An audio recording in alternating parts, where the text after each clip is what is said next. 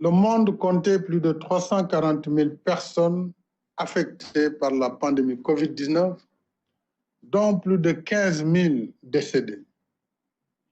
Notre pays en était à un total de 79 malades, 8 guéris, 0 décès et 71 patients sous traitement. À la date d'aujourd'hui, la maladie a atteint plus de 10 100 000 personnes à travers le monde et causé plus de 502 000 décès. Notre pays totalise 6 698 personnes testées positives, dont 4 341 guéris, 108 décédés et 2 248 actuellement sous traitement et un malade évacué. Je prie avec vous pour que nos morts reposent en paix et que nos malades recouvrent la santé. Malgré l'augmentation du nombre de cas positifs, notre système de santé continue de montrer ses capacités de résilience et d'adaptation dans l'accueil, le traitement des malades. Nos performances dans la riposte anti-Covid-19 sont en effet considérables. À ce jour, le SAMU a reçu plus de 726 000 appels d'alerte. Nous avons réalisé plus de 78 338 tests. 24 824 contacts ont été suivis par nos services. Le taux de létalité au Sénégal est de 1,5% contre une moyenne africaine de 2,5% et de 5,2% au niveau mondial. Le Sénégal affiche un taux de guérison de 64,8% contre une moyenne africaine de 48% et mondiale de 50%. À l'échelle nationale, les statistiques montrent que les principaux foyers de la pandémie sont essentiellement localisés dans les régions de Dakar, Diourbel et Thiès, qui concentrent 92% des cas de contamination. Le département de Dakar, à lui seul, totalise 54% des cas recensés sur l'ensemble du territoire national. Dans ces trois régions, il convient donc de redoubler de vigilance et d'efforts pour arrêter la propagation de la maladie en intensifiant les campagnes de proximité. Je tiens une fois de plus à exprimer notre gratitude et rendre hommage à notre remarquable corps médical, paramédical et au personnel de soutien pour leurs compétences, leur engagement et leur disponibilité. Je réitère nos remerciements aux autres services de l'État mobilisés dans la riposte, à notre dynamique et dévouée administration territoriale et à nos vaillantes forces de défense et de sécurité déployées dans le cadre de l'état d'urgence. En dépit de nos performances dans la riposte sanitaire, je dois cependant rappeler avec insistance que la lutte contre la pandémie n'est pas encore finie. La maladie est toujours là et toutes les projections montrent que le virus continuera de circuler durant les mois à venir. Nos services de santé et tous les autres acteurs mobilisés dans la riposte anti-Covid-19 donnent le meilleur d'eux-mêmes. Mais en définitive, l'issue de notre lutte contre notre ennemi commun dépendra en grande partie de nos propres comportements individuels et collectifs. Il nous faut par conséquent redoubler d'efforts dans les attitudes qui empêchent la propagation du virus. Se laver fréquemment les mains, respecter la distanciation physique, éviter les rassemblements non nécessaires, limiter les déplacements et porter correctement le masque. Il est établi que le port du masque réduit considérablement la circulation du virus. Et je rappelle qu'il est obligatoire dans les espaces publics, les lieux de travail, publics et privés, les transports et les commerces. Dans ce front uni que nous menons contre ce terrible fléau, le port du masque est à la fois une mesure de protection de soi-même et de son prochain, mais aussi un acte de civisme et un engagement patriotique vis-à-vis de la nation. J'appelle par conséquent à une mobilisation de toutes et de tous pour le respect des gestes barrières et le port systématique et correct du masque. J'invite instamment les élus locaux, les partenaires sociaux, le secteur privé, les guides religieux, coutumiers, la société civile et les mouvements citoyens à poursuivre leur action d'alerte, de veille et de sensibilisation dans nos villes, nos villages, nos quartiers et nos communautés. Veillons particulièrement aux personnes âgées et à celles souffrant de certaines pathologies, parce qu'elles sont les plus vulnérables aux formes sévères de la maladie. J'appelle une fois de plus à ne pas stigmatiser les malades de la COVID-19. Un malade mérite compassion, pas la stigmatisation. Stigmatiser un malade, c'est ajouter de la souffrance à la souffrance.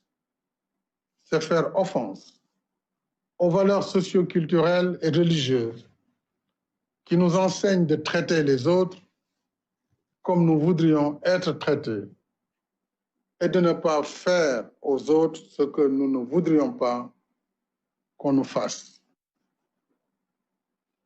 Mes chers compatriotes, en plus d'être une crise sanitaire majeure, la pandémie COVID-19 affecte durement l'économie nationale. D'après les dernières évaluations, notre taux de croissance économique passerait de 6,80% à 1,1%, voire moins. Plusieurs secteurs de l'économie, comme les transports aériens, le tourisme, l'hôtellerie, la restauration, la culture et les loisirs, l'artisanat et le commerce, les produits agricoles sont à l'arrêt ou au ralenti. Voilà pourquoi j'ai mis en place le Fonds de riposte et de solidarité contre les effets de la COVID-19, Force COVID-19, doté de 1 000 milliards de francs CFA pour financer le programme de résilience économique et sociale. Ce programme qui vise à renforcer nos systèmes de santé et soutenir nos ménages, notre diaspora, nos entreprises et les salariés est en cours d'exécution. Sur la composante santé, le programme nous a permis de dérouler sans tarder notre stratégie de riposte à la pandémie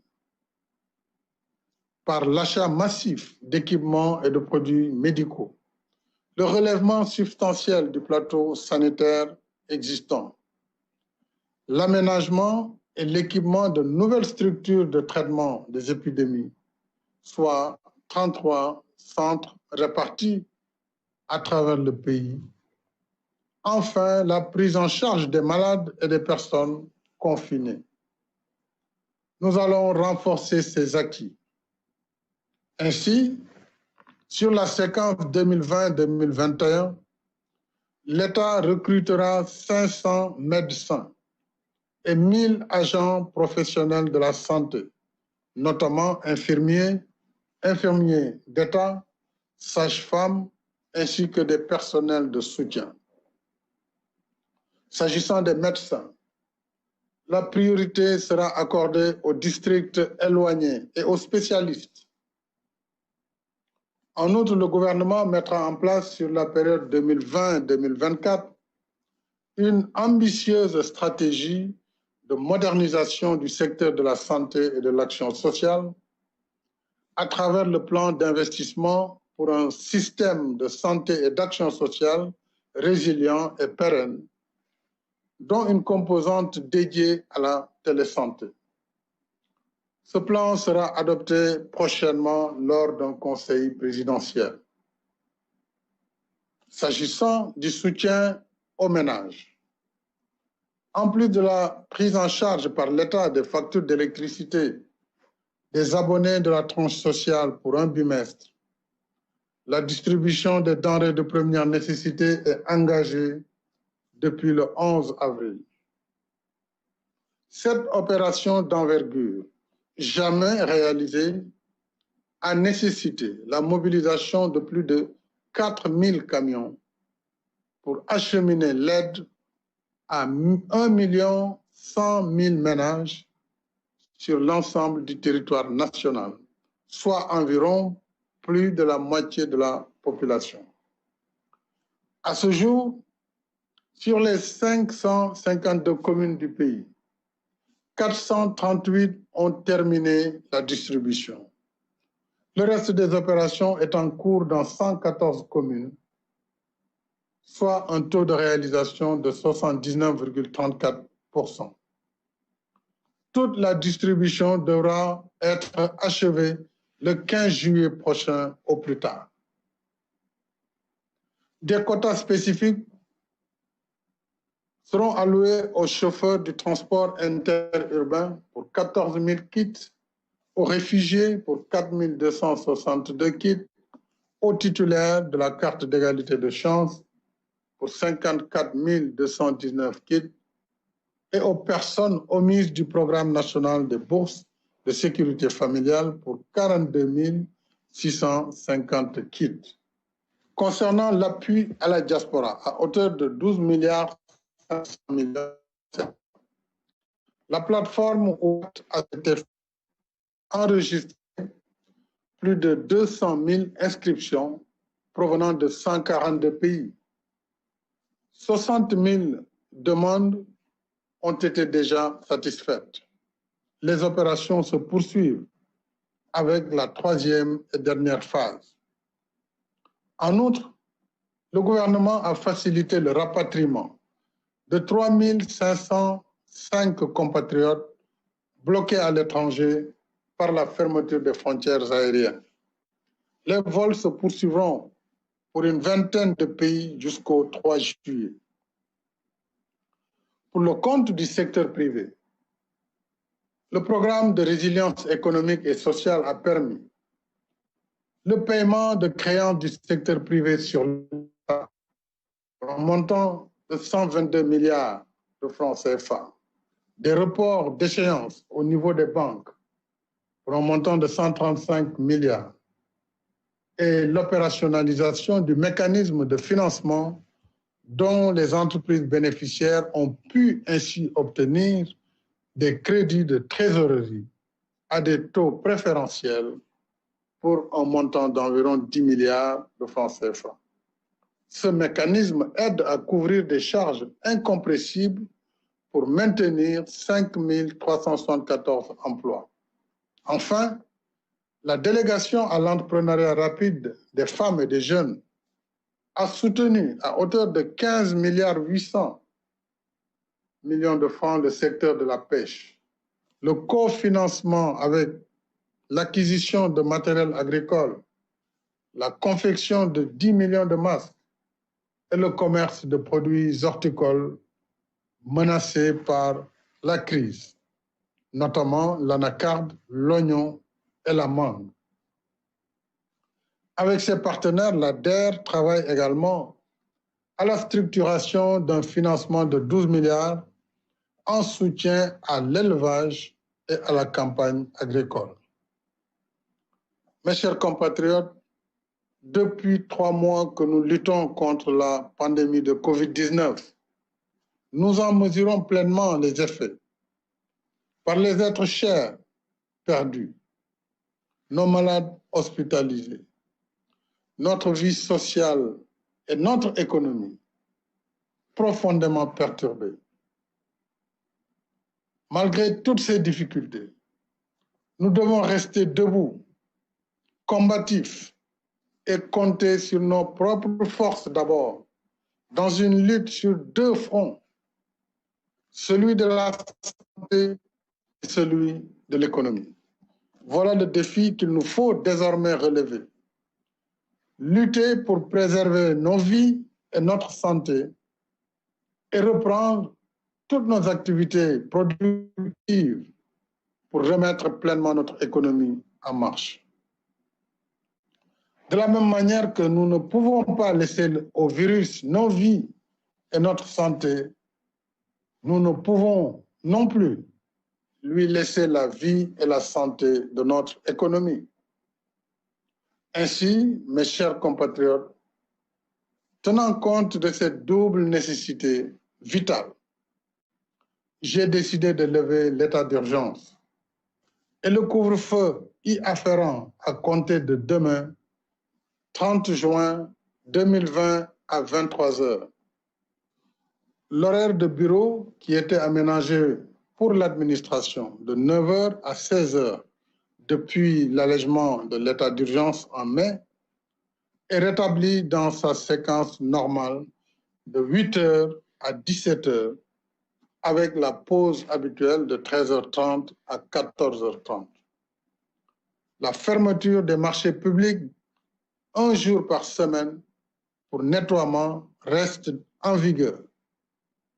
En raison du risque élevé de propagation du virus qu'il présente, les lieux accueillant des activités de loisirs à huis clos resteront fermés. La réouverture des frontières aériennes se fera à partir du 15 juillet prochain. Les vols internationaux reprendront ainsi selon un protocole sanitaire défini. Les frontières terrestres et maritimes restent fermées jusqu'à nouvel ordre. Dès à présent, il nous faut aussi anticiper et nous organiser en nous préparant à l'ère post-Covid-19. À cet effet, le gouvernement me soumettra prochainement un programme de relance de l'économie nationale sur lequel il travaille déjà. Ce programme reposera sur nos bases productives, dont l'agriculture, qui bénéficie pour la présente campagne de ressources budgétaires exceptionnelles de 60 milliards de francs CFA contre 40 pour la précédente. De même, la Banque mondiale a octroyé un financement de 150 millions de dollars pour soutenir le renforcement de la résilience et la productivité agricole. Ce projet aidera à accroître l'exportation des cultures à haute valeur ajoutée, dont la filière horticole, à améliorer la productivité de l'élevage laitier et réduire le taux de mortalité des petits ruminants. Tous ces efforts viennent consolider notre quête d'autosuffisance alimentaire. Cette crise rend en effet plus évidente la nécessité de réaliser au plus vite cet objectif en produisant plus et en transformant davantage nos produits d'agriculture, d'élevage et de la pêche. Comme je l'ai indiqué dans mon message du 11 mai dernier, le programme de relance de l'économie nationale post-Covid-19 soutiendra aussi les initiatives créatives développées dans le cadre de la lutte contre la pandémie et la promotion de l'industrie pharmaceutique nationale. Nous allons en même temps poursuivre et adapter les réformes et projets du PSE, renforcer nos politiques d'équité territoriale et consolider le processus d'industrialisation entamé dans les parcs industriels et les zones économiques spéciales, dont les agropoles. Je tiens particulièrement à ce que l'État et ses démembrements, y compris les sociétés à participation publique, ainsi que le secteur privé, valorisent davantage le contenu local dans la commande publique des biens et services. Mais tous ensemble, nous devons faire du consommé sénégalais non pas un effet de mode ou de conjoncture, mais l'affirmation d'une véritable culture de souveraineté économique. Il nous faut davantage développer un état d'esprit de nature à faire ancrer durablement une culture du produire et consommer sénégalais. Mes chers compatriotes, en levant l'état d'urgence, je rappelle en même temps que l'urgence sanitaire est toujours là et nous impose un devoir. Devoir de vigilance, devoir de responsabilité individuelle et devoir de responsabilité collective. Le péril est toujours là et nous devons continuer la lutte. Alors, mes chers compatriotes, protégeons-nous, protégeons nos familles, nos communautés et notre pays pour que vive le Sénégal en bonne santé, dans la paix, la stabilité et la prospérité. Bonsoir.